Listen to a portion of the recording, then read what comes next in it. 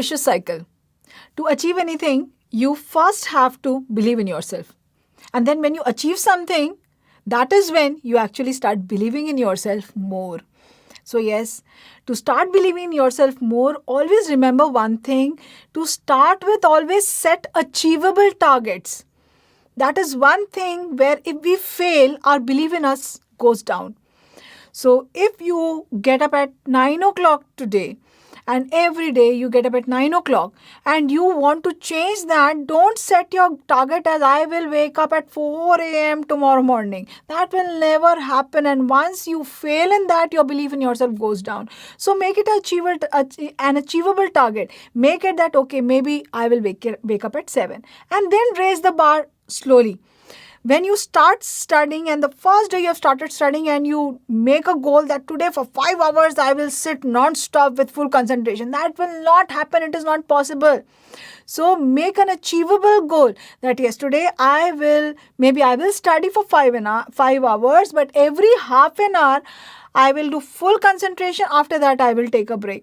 And again after half an hour. So if you're able to achieve these small targets, your belief in yourself grows more, and then you can raise your bar. So with that, we start with another important topic, and that is nasopharyngeal carcinoma. Yes, the nasopharyngeal carcinoma is the most common carcinoma of the nasopharynx. The name itself tells us it is a carcinoma. So yes, it is the most common carcinoma of nasopharynx, and it is a squamous cell carcinoma.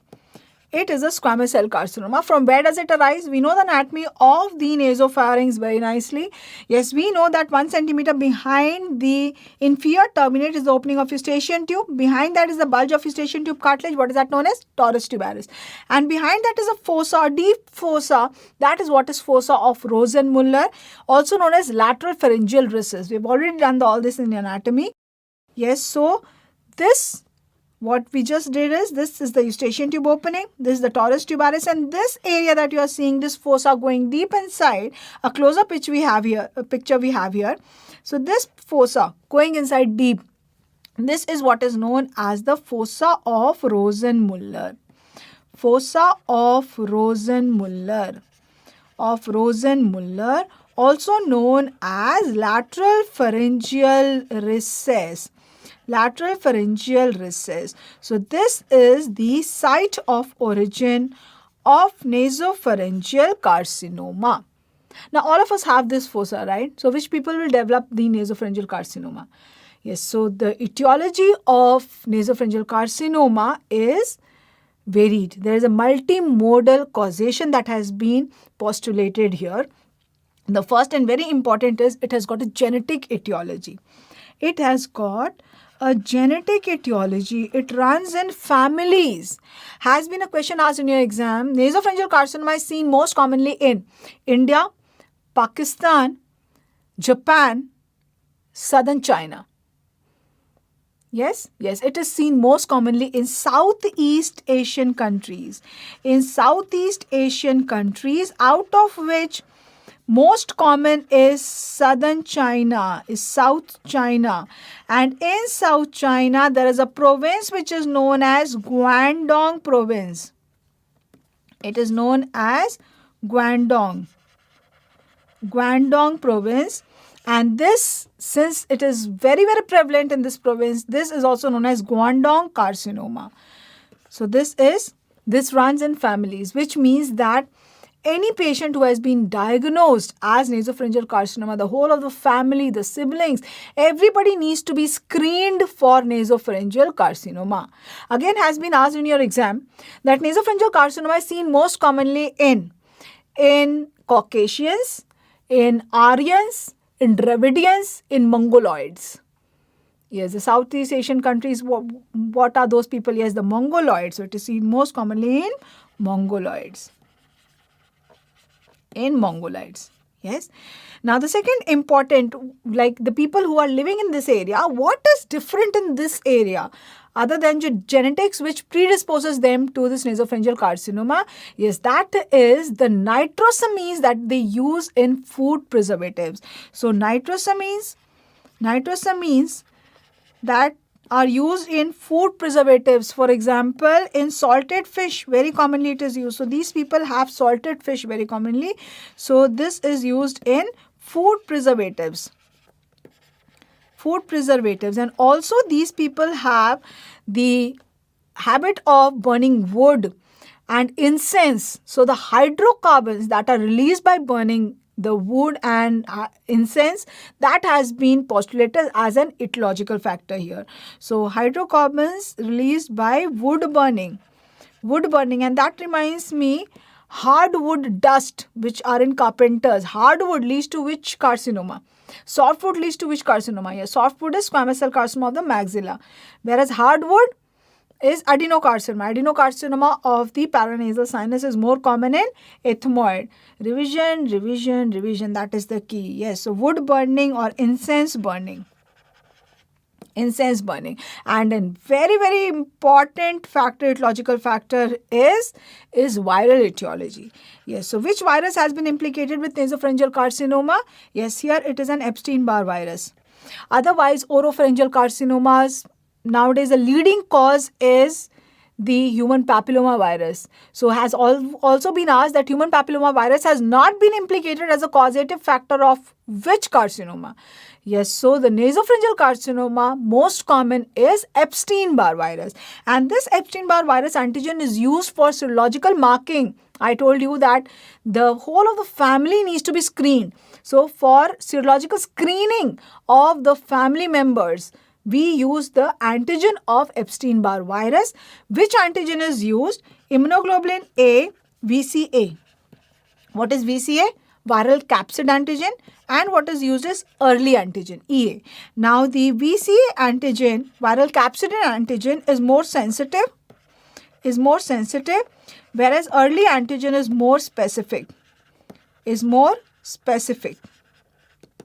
Any other tumor you know of in the, okay, tell me only in the ENT by Epstein-Barr virus, most commonly. Yes, the natural killer cell lymphoma of the midline lethal granuloma of the nose. Is that rarely it is asked, but yes, it is something that we need to know. Epstein-Barr virus, Burkitt's lymphoma, but yes, that is not an ENT. Now here the age, what is the age here? This is one tumor where bimodal age occurrence is seen. Any other thing you know of bimodal age occurrence?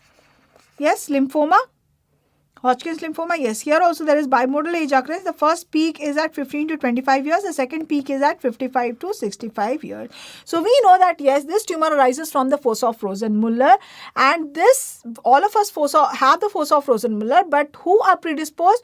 Yes, the people belong to Southeast Asian countries who have a genetic background of this tumor. And the Epstein-Barr virus has been postulated here, and the people who use a lot of preserved food like salted fish or burn wood or incense, they are the ones who will usually develop it. So now what will happen when this tumor develops from this area of the fossa of Rosenmuller?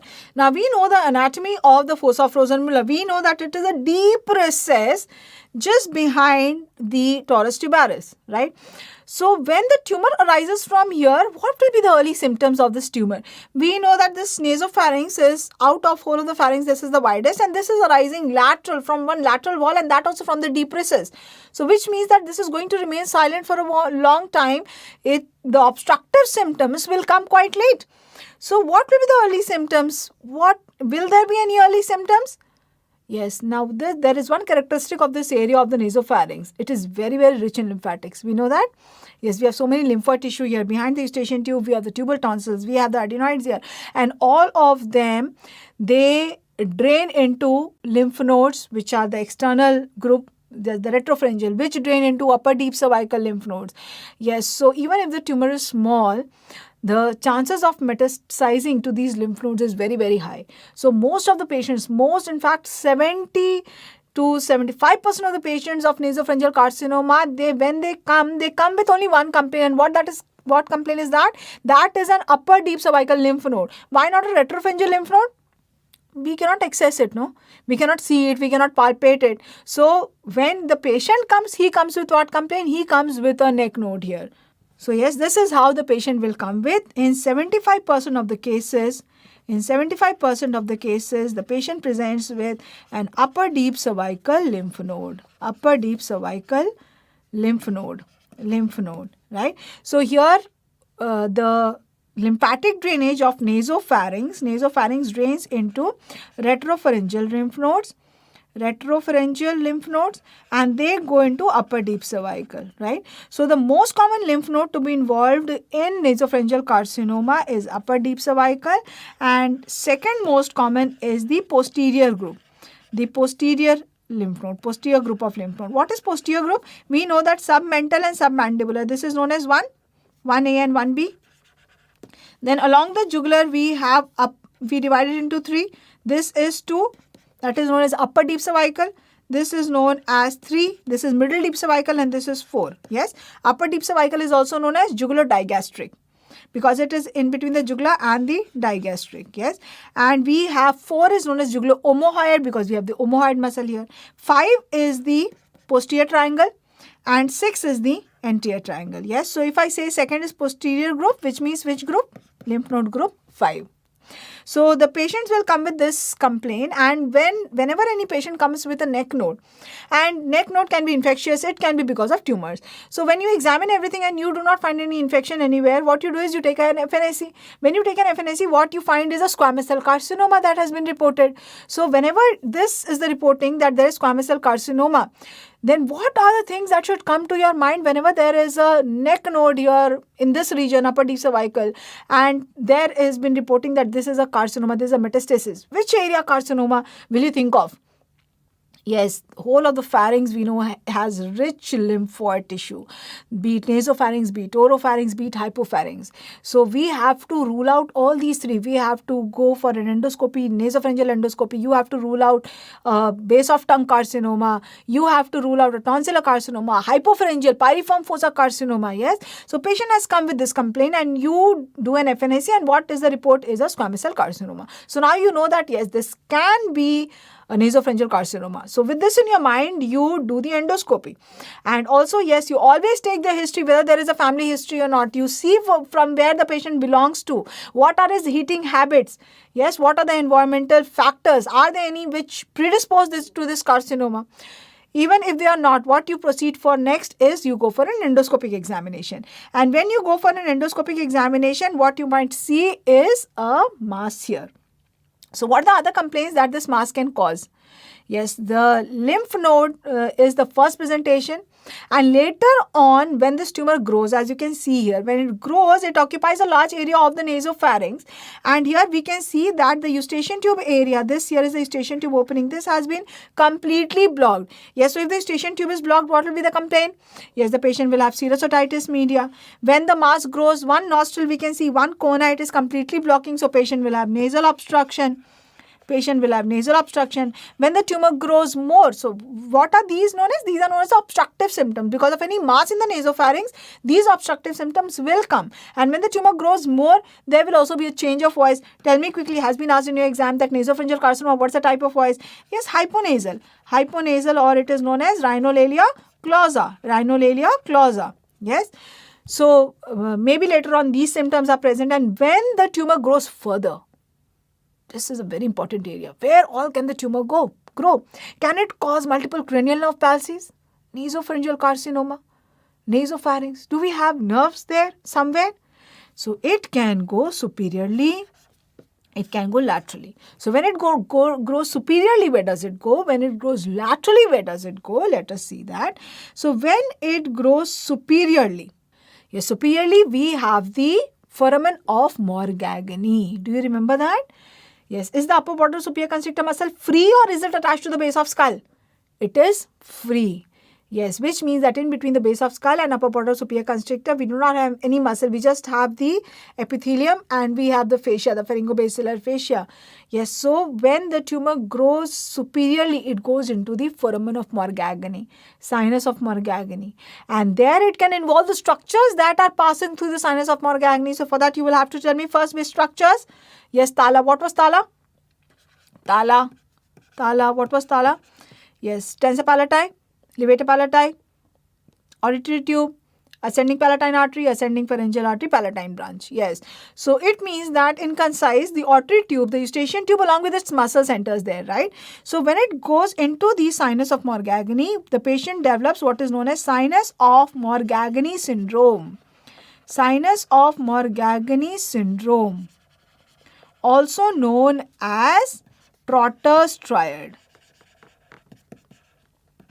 Also known as Trotter's triad. Yes. And what are the features of this triad? How do we remember? It is seen in which condition? In nasopharyngeal carcinoma. So what are the features of the triad? It is NPC, nasopharyngeal carcinoma. What is NPC? N is neuralgia. Neuralgia. Neuralgia. In the distribution of which nerve that you will tell me? Before that I will tell you P is palatal palsy. We know we have the eustachian tube there, along with we have the muscles of the eustachian tube. So we have the palatal palsy. Why? What are the muscles of eustachian tube? Tensor palati, levator palati. So they are the palatine muscles actually. So yes, palatal palsy, and we have conductive hearing loss. Conductive hearing loss. Now first you tell me that if there is conductive hearing loss in a patient of nasopharyngeal carcinoma, it is because of what? It is because of involvement of the ossicles. It is because of involvement of what? Yes, it is because of, that's a repeated question. Conductive hearing loss in a patient of nasopharyngeal carcinoma is because of serous otitis media. Yes, serous otitis media. Will it be a unilateral or a bilateral serous otitis media? Unilateral. It arises from the lateral wall. The nasopharyngeal carcinoma arises from the lateral wall. So it obstructs one eustachian tube or both the eustachian tube. One eustachian tube. So that we have read again and again that any adult with unilateral serous otitis media should be investigated for nasopharyngeal carcinoma. Yes, now you tell me if there is neuralgia in the distribution of which nerve. I always tell you that always try to remember in an integrated fashion. So when there is eustachian tube along with the muscles tensor palati going there, which will be the nerve do you think will be involved if there is sinus of Morgagni involvement? What is the nerve supply of tensor palati?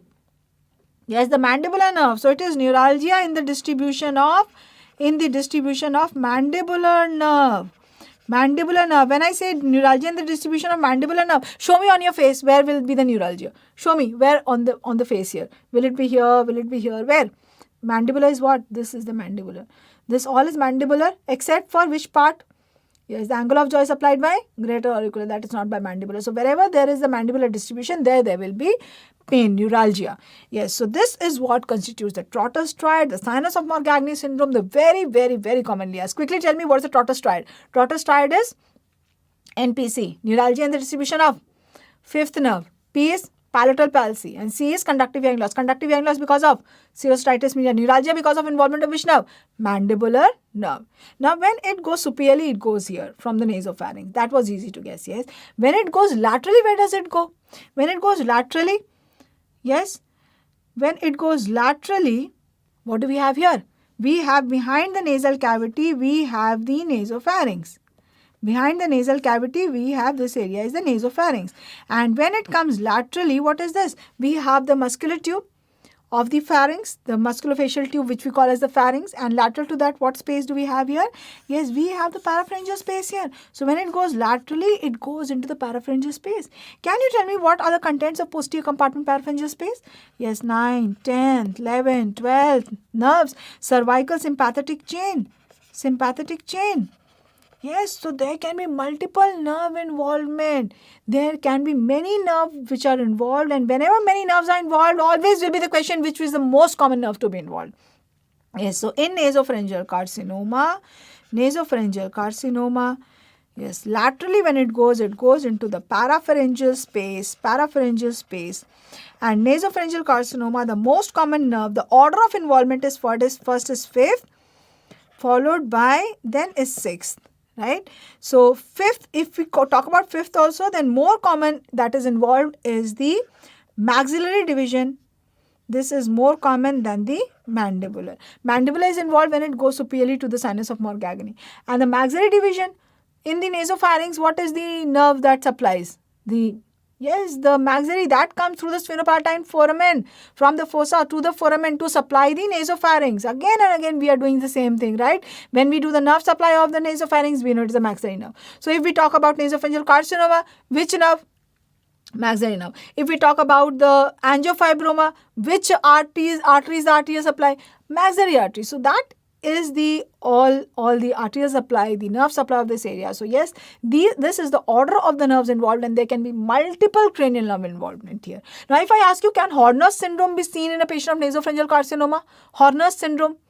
Yes. Now tell me, if yes, it is because of involvement of what? Cervical sympathetic chain, and that is where in relation to the nasopharynx, nasopharyngeal carcinoma? What spread? Yes, lateral spread. So yes, there can be Horner's syndrome. There can be Horner's syndrome.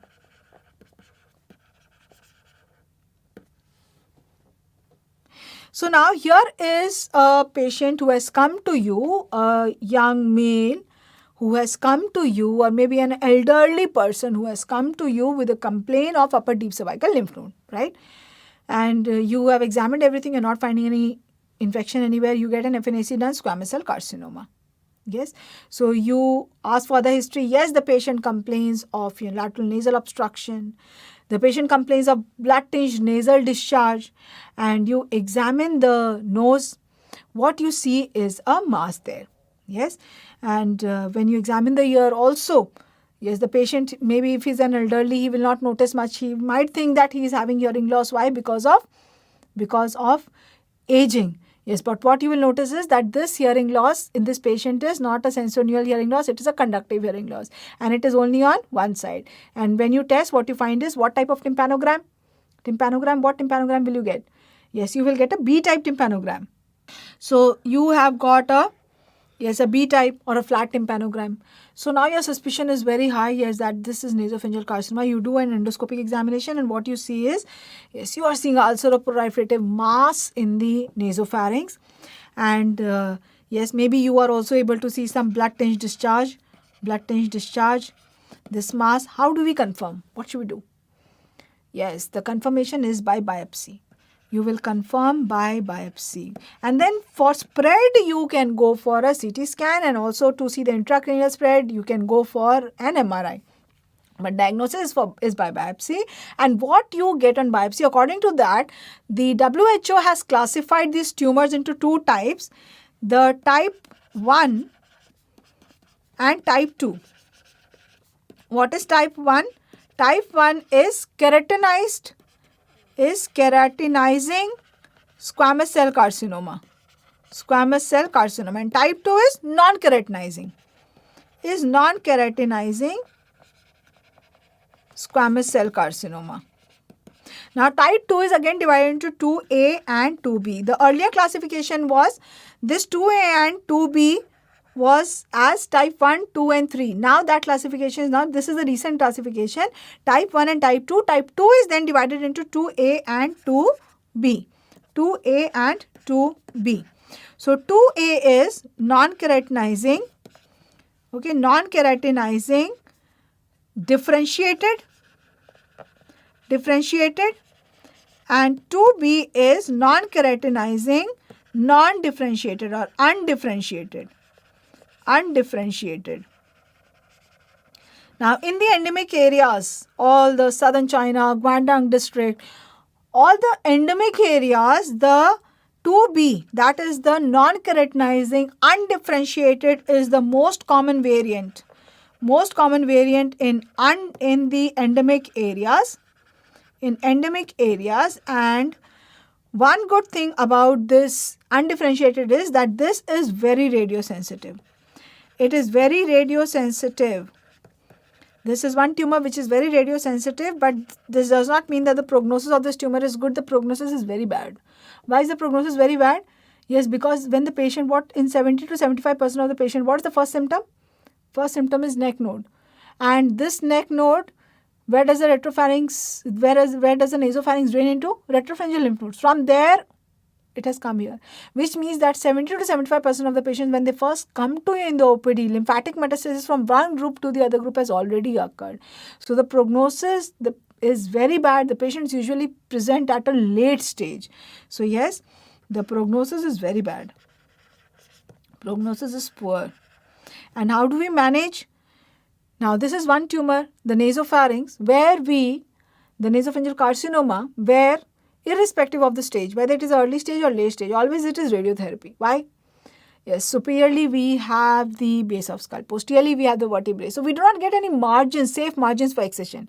So irrespective of whatever stage the tumor is, there is no role of surgically excising the tumor. The management is radiotherapy. In early stages, it is just a radiotherapy. In late stages, it is concurrent chemoradiation.